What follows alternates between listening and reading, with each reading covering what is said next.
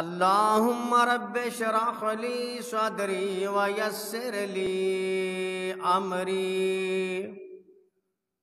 واحلل عقدۃ من لسانی یفقہوا قولی رب زدنی علما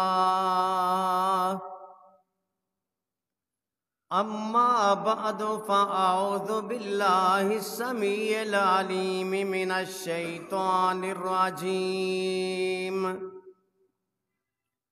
بسم اللہ الرحمن الرحیم ومن یطع الرسول فقد اطاع اللہ ومن تولى فما أرسلناك عليهم حفيظا۔ ہر قسم کی تعریف اللہ مالک العلام ذوالجلال والاکرام کی ذات گرامی کے لیے درود و سلام ہوں رسول معظم رسول مکرم صلی اللہ علیہ وآلہ وسلم پہ۔ اللہ تبارک و تعالی نے قرآن کریم میں اس بات کو وضاحت کے ساتھ بیان کیا ہے کہ جو انسان رسول اللہ صلی اللہ علیہ وسلم کی اطاعت کرتا ہے، رسول اللہ صلی اللہ علیہ وسلم کی بات کو مانتا ہے، وہ اللہ تعالیٰ کی اطاعت کرتا ہے، وہ اللہ تعالیٰ کی بات کو مانتا ہے۔ اور ایک جگہ پہ فرمایا وَأَطِیعُوا اللَّهَ وَالرَّسُولَ لَعَلَّکُمْ تُرْحَمُونَ، اللہ تعالیٰ کی اور اس کے رسول کی اطاعت کریں تاکہ آپ پہ رحم کیا جائے۔ نبی کریم صلی اللہ علیہ وسلم کی اطاعت اللہ تعالیٰ کی رحمت کی باعث ہے۔ نبی کریم صلی اللہ علیہ وآلہ وسلم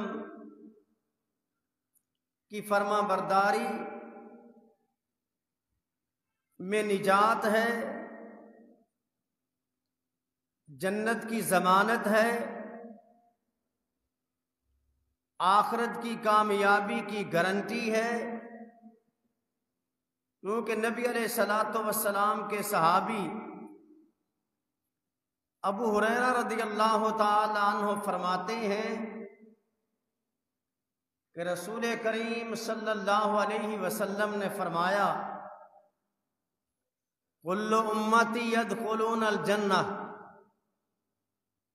ساری میری امت جنت میں جائے گی الا من ابا، مگر جس نے جنت میں جانے سے انکار کیا۔ قیل من یابا یا رسول اللہ، کوئی ایسا بھی ہے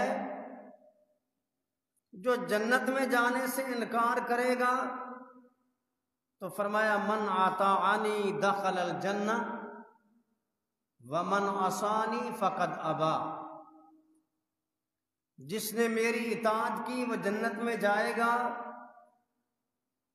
اور جس نے میری نافرمانی کی وہ جنت میں جانے سے انکاری ہے۔ نبی کریم صلی اللہ علیہ وآلہ وسلم کے فرمان کے سامنے اگر کوئی بندہ اپنی رائے سے کام لیتا ہے تو وہ بھی نافرمانی کرتا ہے۔ رسول کریم صلی اللہ علیہ وآلہ وسلم فتح مکہ کے موقع پہ آپ جا رہے تھے، حضرت جابر رضی اللہ تعالی عنہ فرماتے ہیں کہ جب آپ تشریف لے جا رہے تھے، سفر میں تھے، تو اس وقت رمضان کا مہینہ تھا، خرج عام الفتح فی رمضان، رمضان کا مہینہ تھا، آپ نے بھی روزہ رکھا، صحابہ نے بھی روزہ رکھا، لیکن لما بلغا، جب آپ پہنچے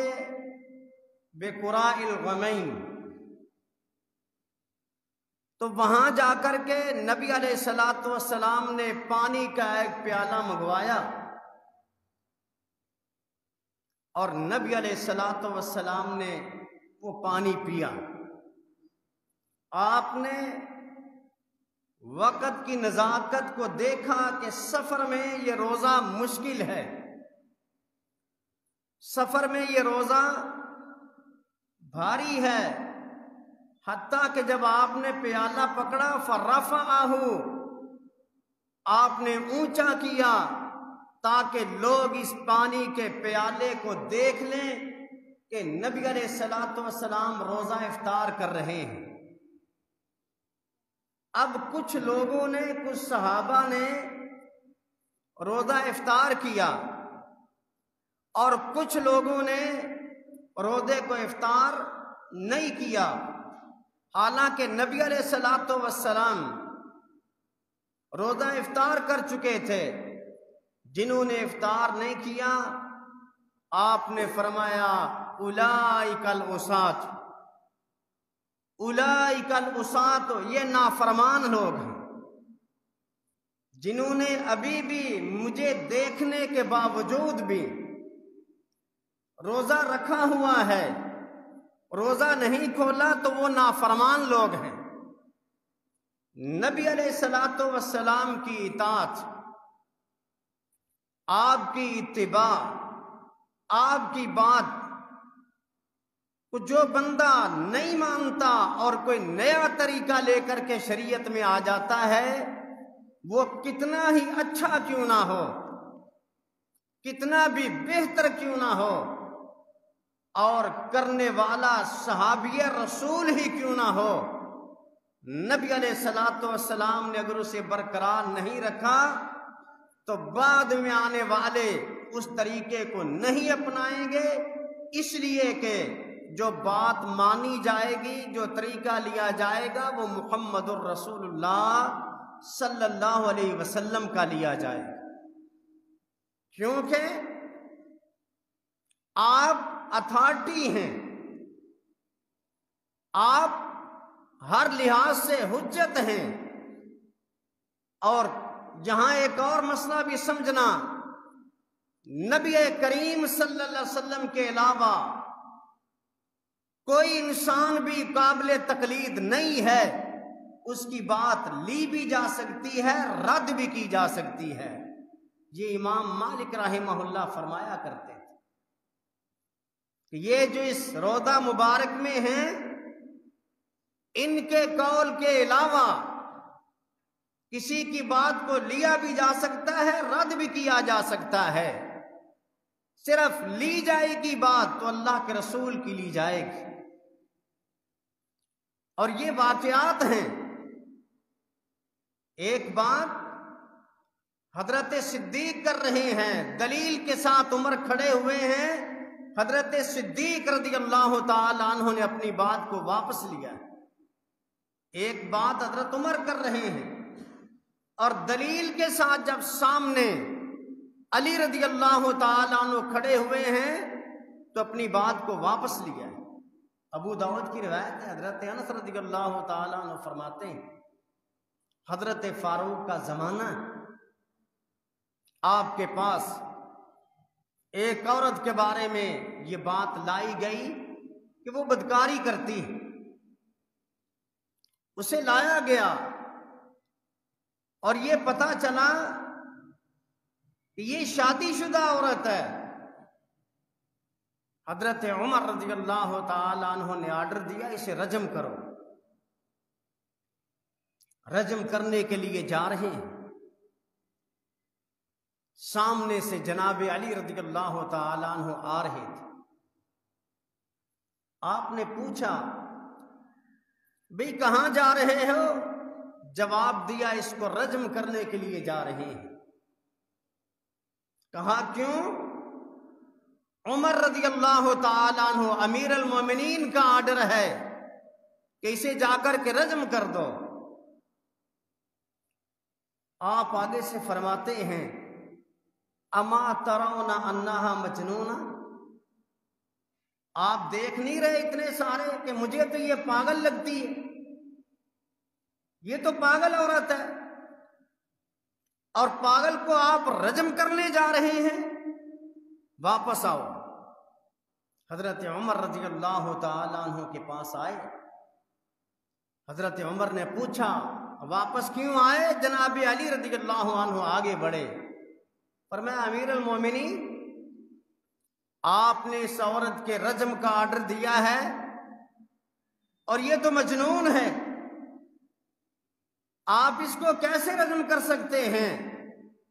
نبی علیہ الصلوۃ والسلام کا فرمان ہے رفع القلم عن الثلاث، 3 بندوں سے اللہ نے اپنی قلم کو اٹھا لیا ہے، 3 بندوں کا جرم نہیں لکھا جاتا، ان میں ایک ہے الصبی حتی یبلغ، بچہ جب تک کہ جوان نہ ہو جائے، والنائم حتی یستیقظ، سویا ہوا جب تک جاگ نہ جائے، سو رہا ہے اس کا کوئی جرم نہیں لکھا جائے گا، والمجنون حتی یفیق، پاگل جب تک درست نہ ہو جائے اس کا کوئی جرم نہیں لکھا جاتا، اور آپ دیکھ نہیں رہے یہ پاگل ہے، آپ پھر اس کو کیسے رجم کر رہے ہیں؟ عمر رضی اللہ تعالیٰ عنہ فرماتے ہیں علی ما تأمرونی، پھر مجھے کیا کہتے ہو؟ کہا اطلقھا، اسے آزاد کیجئے، یہ پاگل ہے، اسے رجم نہیں کیا جائے گا۔ عمر رضی اللہ تعالیٰ عنہ اپنے فیصلے کو واپس لیتے۔ جہاں دلیل کے ساتھ عمر کھڑے ہیں، اور ہم بھی یہی کہتے ہیں کہ اگر کوئی بندہ اس کے ساتھ دلیل موجود ہے، عمر میں چھوٹا ہی کیوں نہ ہو، دلیل والے کی بات کو لیا جائے گا۔ اسلام نے شخصیت پرستی سے روکا ہے، اسلام صرف حکم دیتا ہے تو محمد الرسول اللہ صلی اللہ علیہ وسلم کی اطاعت کا حکم دیتا ہے۔ ہم اپنی خواہشات کے مطابق کوئی کسی کو ترجیح دیتا ہے، کوئی کسی کو ترجیح دیتا ہے، اپنی مرضی سے کسی کو آپ بڑا بنا لیں، یہ بات نہیں بنتی، کیونکہ بات تب بنتی ہے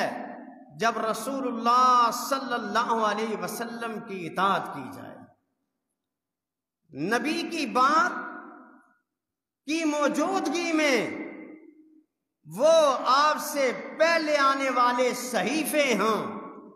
آپ سے پہلے آنے والی کتب ہوں، ان سے اگر نہیں لیا جا سکتا تو آپ کے بعد کسی امتی کے قول کو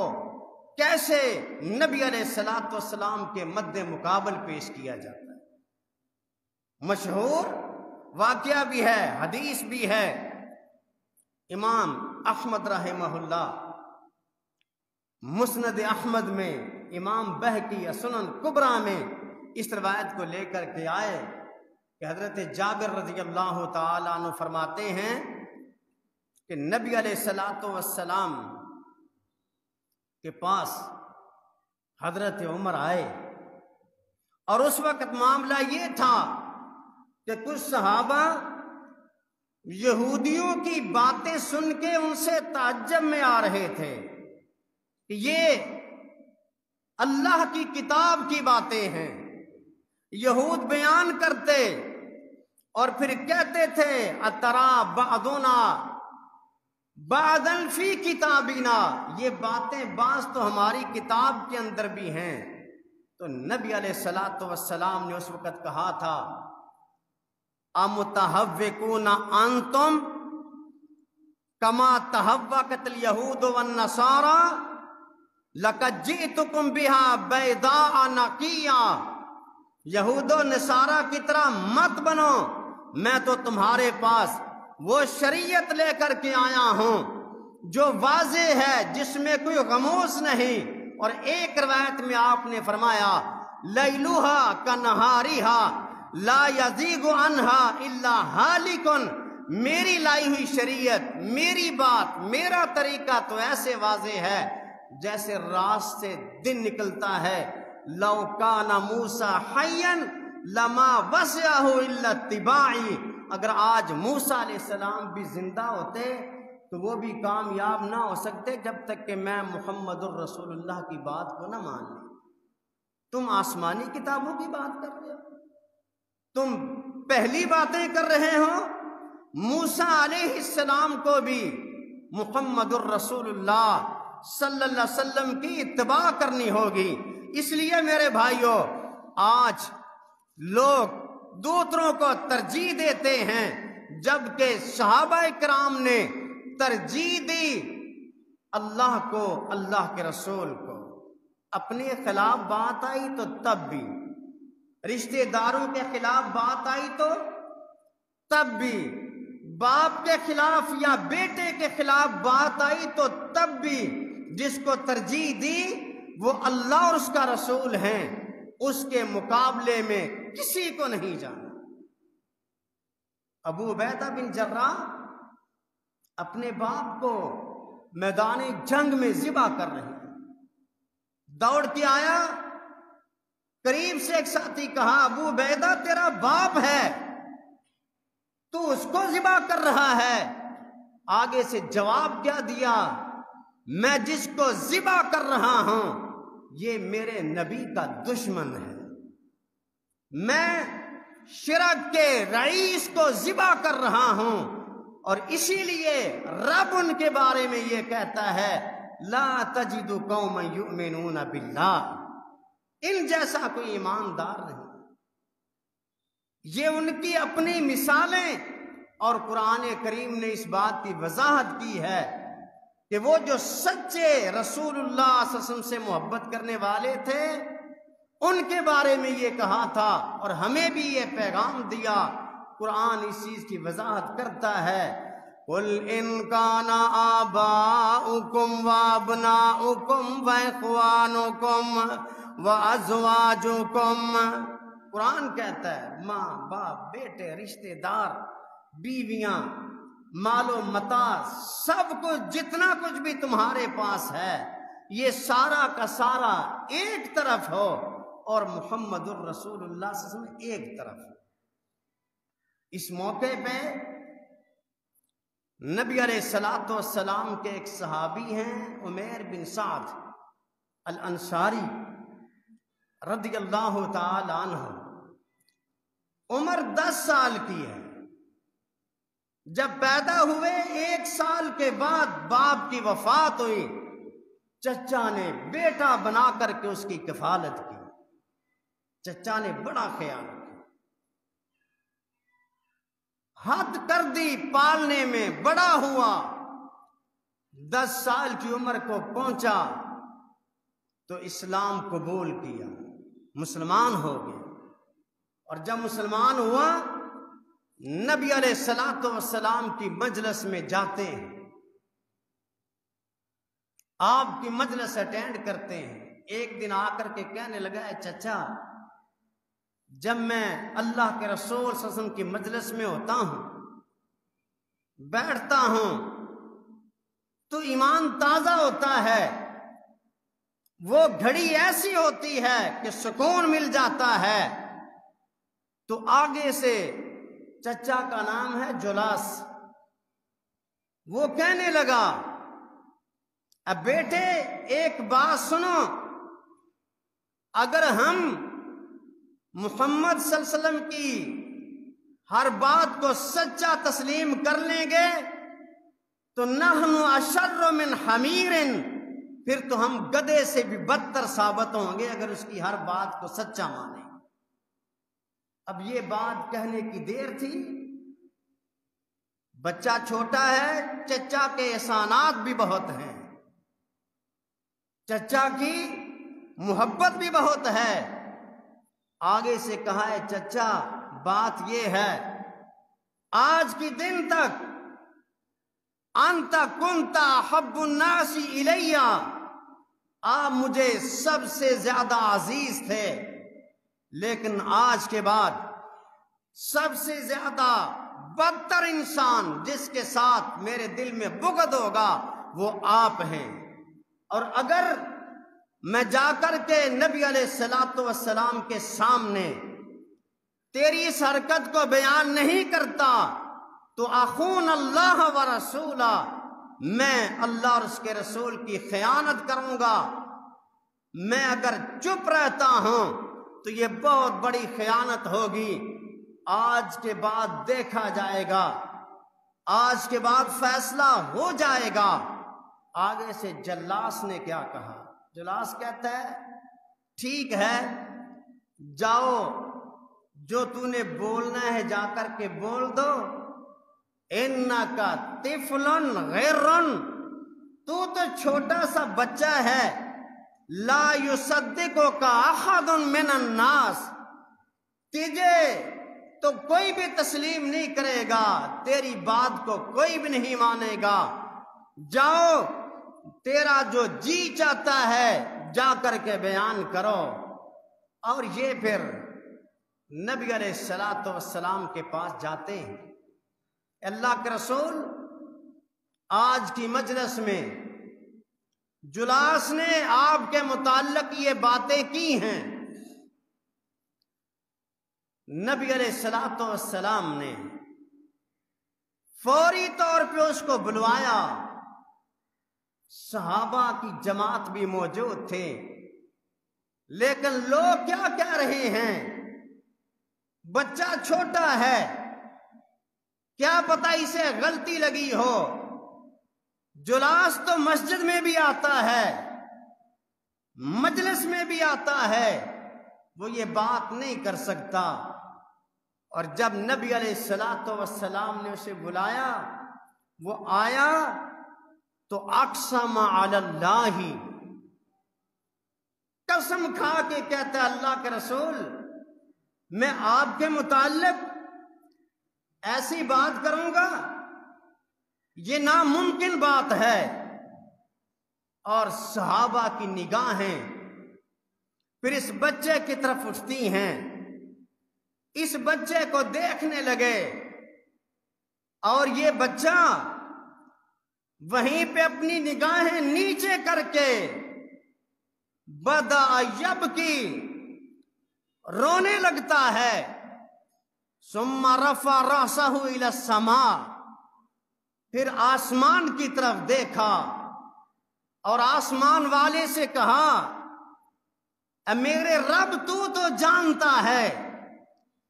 اللہ کے رسول کی محبت میں، اے اللہ تیری محبت میں نے جو کچھ بھی کہا تیرے نبی کو آ کر کے میں نے بتلا دیا۔ اور پھر جب وہ رب کو پکار رہا تھا، میرے رب نے جبریل بھیجا، اے جبریل جا میرے رسول پہ اس آیات کو لے کر کے چلا جا، میرے رسول کو بتلا دو کہ اس بچے نے کیا کہا ہے اور ان لوگوں کی کیفیت کیا ہے۔ یخلفون باللہ ما قالوا وَلَقَدْ قَالُوا كَلِمَةَ الْكُفْرِ وَلَقَدْ قَالُوا كَلِمَةَ الْكُفْرِ وَكَفَرُوا بَعْدَ إِسْلَامِهِمْ وَهَمُّوا بِمَا لَمْ يَنَالُوا وَمَا نَقَمُوا إِلَّا أَنْ أغناهم اللہ ورسولہ من فضلہ فَإِن يَتُوبُوا۔ یہاں پہ پھر ایک اللہ نے اور بات بھی بیان کر دی، ان کی کیفیت بھی بیان کی، ان کا رونا دھونا بھی بیان کیا، ان کی جھوٹ بات کو بھی بیان کیا، اور پھر یہ بھی کہہ دیا کہ اگر یہ توبہ کر لیں یا کو خیرا لہم او خیرا لہو، تو ان کے لیے بہتر ہوگا، اگر یہ اللہ سے معافی مانگتے ہیں تو خیرا لہم۔ کیوں؟ اگر یہ توبہ نہیں کرتے پھر کیا ہوگا؟ يعذبهم الله عذابا علیما، رب ان کو عذاب دے گا اگر یہ معافی نہ مانگیں گے، رب ان کو عذاب میں مبتلا کرے گا، اور کہاں کہاں؟ فی الدنیا والآخرہ وما لهم فی الارض من ولی ولا نصیر، میرا رب ان کو عذاب کے اندر مبتلا کر دے گا، اور جب رب کا عذاب آتا ہے نہ کوئی دنیا میں مدد کرتا ہے نہ آخرت میں مدد کرے گا۔ جلاد اٹھ کر کے آ کے کہتا ہے کائنات کے امام، مجھ سے غلطی ہو گئی، میں معافی مانگتا ہوں، مجھے معاف کر دینا، اور صرف اللہ کے رسول کے سامنے نہیں آیا بلکہ آ کر کے اس بچے کو پکڑ کے کہنے لگا، اے بچے اگر تو نے میرے اوپر تنبیہ نہ کی ہوتی فمت علی الکفر، میں کفر پہ مر جاتا، میں تیرا بھی شکریہ ادا کرتا ہوں۔ اور میرے نبی صلی اللہ علیہ وسلم نے اس بچے کو آواز دی، بچے کو بلانے کے بعد آپ نے فرمایا مرحبا بالذی صدقہ ربہ من فوق 7 سماوات، مبارک ہو اس بچے کے لیے، میں اس کا استقبال کرتا ہوں۔ آگے بڑھ کے آپ نے اپنے ساتھ ملا کے فرمایا تیری موافقت تو میرے رب نے 7 آسمانوں کے اوپر سے کر دی ہے۔ یہ رب پھر عزت عطا کرتا ہے جب کوئی اللہ کے لیے اپنے آپ کو پیش کرے، اللہ اور اس کے رسول کو ترجیح دے۔ اور ایک موقع پہ میرے نبی صلی اللہ علیہ وسلم نے اس کا کان پکڑنے کے بعد فرمایا وَفَتُعْذُنُكَ يَا غُلَامُ وَصَدَّقَكَ رَبُّكَ، تیرے کانوں نے سننے میں وفا کر دی ہے بچے، تیرے کان نے سچ سنا، میرے رب نے آسمان سے تصدیق کر دی، میرے رب نے اس بچے کی شان میں قرآن نازل کر کے اس کو وعدے کر دیا۔ آج بھی اگر ہم اللہ اور اس کے رسول کے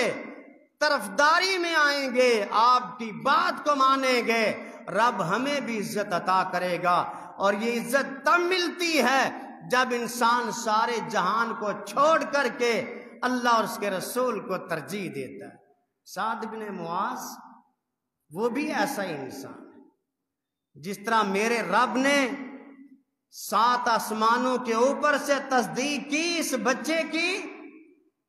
جب سعد بن معاذ نے بنو قریظہ کے بارے میں اپنا فیصلہ سنایا، بنو قریظہ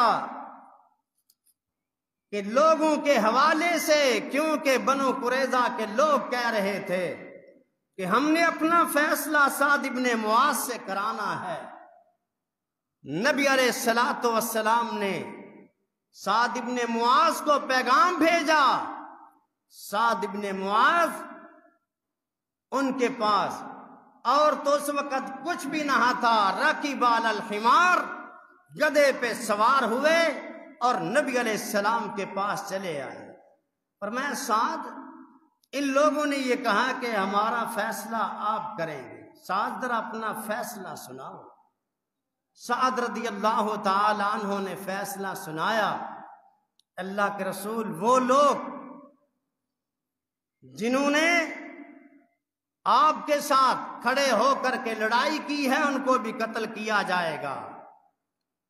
وَيُقْتَلُ مَنْ جَرَّتْ عَلَيْهِ الْمُوسَى، جن لوگوں نے اپنے زیر ناب بالوں کو صاف کیا ہے ان کو بھی قتل کیا جائے گا، اور باقی عورتیں اور بچے ان کو قیدی بنایا جائے گا۔ کائنات کے امام صلی اللہ علیہ وسلم نے فرمایا لَقَدْ حَكَمَ فِيهِمْ بِحُكْمِ اللَّهِ، اس سعد نے آج جو حکم ان پہ نازل کیا ہے، حَكَمَ بِهِ مَنْ فَوْقَ سَبْعِ سَمَاوَاتٍ، میرے رب نے 7 آسمانوں کے اوپر بھی یہی فیصلہ سنایا